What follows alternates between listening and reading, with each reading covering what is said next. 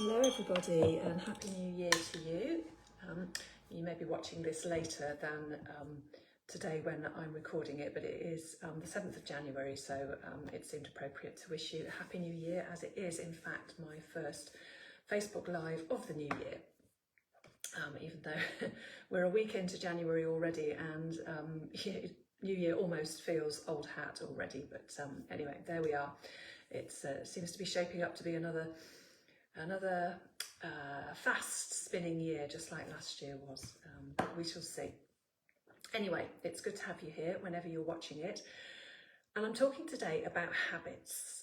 And the reason for talking today about it is, of course, we are in New Year resolution season. I talked a little bit about those last week and why I don't personally set resolutions. But I know many of us do start at this time of year trying to break old habits that we want to get rid of. And although I don't set actual resolutions, I prefer to call them intentions, and I go about them differently.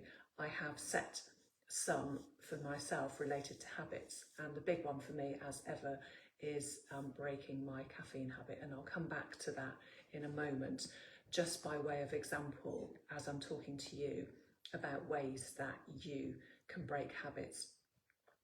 And I'm going to be talking principally about breaking habits today rather than about setting new ones, although the two kind of go together. But there's a lot of information, so we'll stick principally to breaking habits.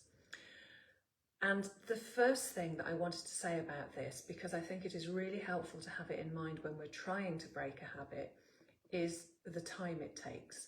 You will often have seen things around saying that it takes 3 weeks to break a habit. Well, it can for some people, but everybody's different. It's not necessarily 3 weeks, and I think it's really important to know that.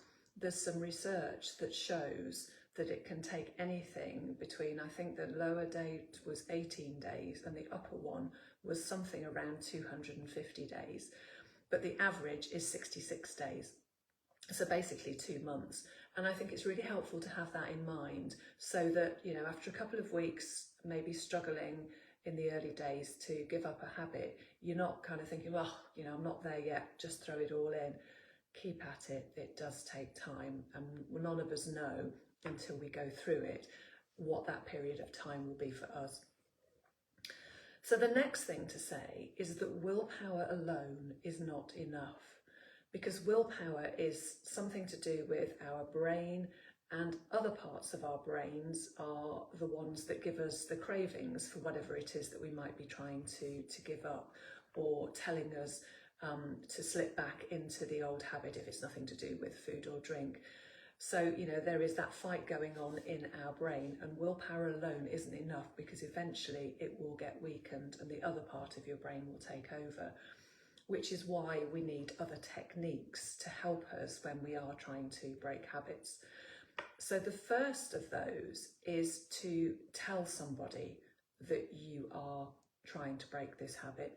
I mean, in fact, tell as many people as you like, because the more people you tell, the easier it is to get that support, that encouragement, and it also gives you accountability. And that's another reason why I am saying to you now that I am once again trying to break my caffeine habit. And I say once again because I've done this repeatedly, which shows you that I haven't yet succeeded. But this year I am super determined to do it. And I'm telling you that now to help keep myself accountable, and I will be posting about it.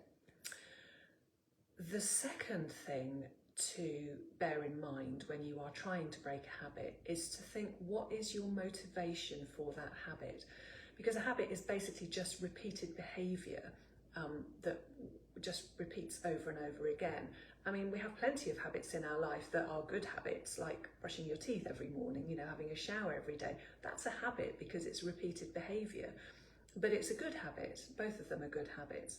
But there are other habits that we feel don't serve us, or maybe they did once and they no longer serve us, and we want to break them. And so it is just about changing that behaviour, but it helps to change that behaviour if you have a solid motivation for it. So again, coming back to my example of me giving up caffeine, it's because caffeine has adverse physical effects on my body, a number of things that I just don't want to have anymore. And so that is my motivation. So knowing your motivation and keeping that front of mind is really helpful when you are trying to break that habit, and it can be helpful when you get those urges to give in to your old habit. Another really helpful technique I've found is to visualize your future self. So you take some quiet time, you close your eyes, and you imagine yourself, picture yourself as you are in the future, having given up that habit. So for me, my visualization would be maybe sitting in a coffee shop with friends and drinking a chai latte, something other than coffee, and visualizing myself without all of those adverse physical symptoms that I've just been talking about, and feeling much happier as a result of it. Your visualization will obviously be different because it depends on what that habit is that you're trying to break. But visualization is really powerful because your brain doesn't know the difference between what's real and what's imagined. So the more time you spend in that visualization, so you can do it every day, the more your brain will get used to the idea that you are this person without the habit, whatever it was. So the next factor that will really help is to know what your triggers are. So again, using my example, my triggers for drinking caffeine is getting up in the morning. That first drink of the day always used to be coffee. I don't even enjoy it anymore, so that's another reason for giving it up, which shows that it was just a habit. You will have certain triggers for whatever that habit is of yours that you're trying to break. You know, it might be you don't want to have that glass of wine at the end of every day. And it is just being aware of the trigger so that then you can do something about it, which I'll come to in a moment. But the other thing to be aware of, particularly if it is a food related thing, food cravings, research has shown, last 3 to 5 minutes. I'm assuming that's going to be the same for me with caffeine.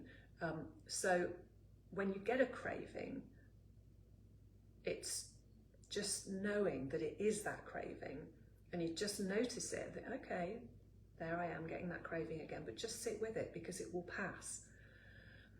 And it will be the same for other urges to go into whatever that habit is that you're trying to break. I confess I don't have the research on how long it takes for other urges, and I'm sure that with other behaviours, other habits that are actual addictions, you know, like nicotine and alcohol, it will be completely different, and there are plenty of people out there who can help you with that and explain how to deal with the urges in those situations. That's not within my remit, but if that is something you're trying to break, then do go and get that help. But one helpful technique for trying to beat that craving, that urge to go into whatever habit it is that you're trying to break, is to find yourself a distraction.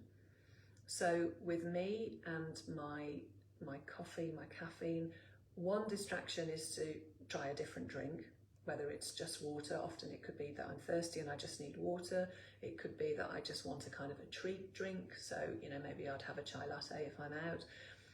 But then you can have completely other distractions that are nothing to do with that habit.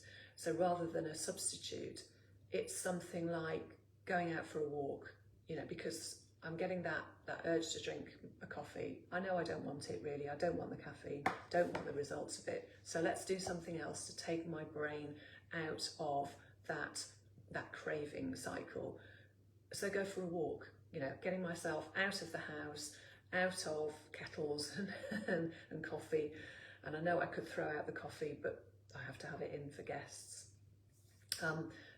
But you know, you can do anything as a distraction. So it's about finding things that work for you, whether it is going for a walk, whether it is maybe writing in your journal about how you're feeling and how you're getting through it. Maybe it is watching a motivational video, listening to a podcast, just spending some time reading a book.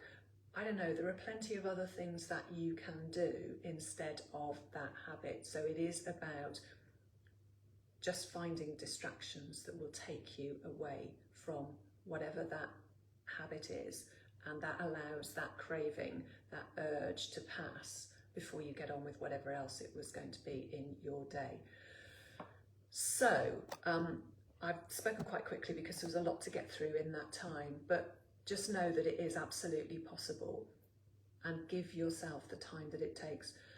One final thing, which is super important, is not to beat yourself up if you fall off the wagon. So again, another example for you.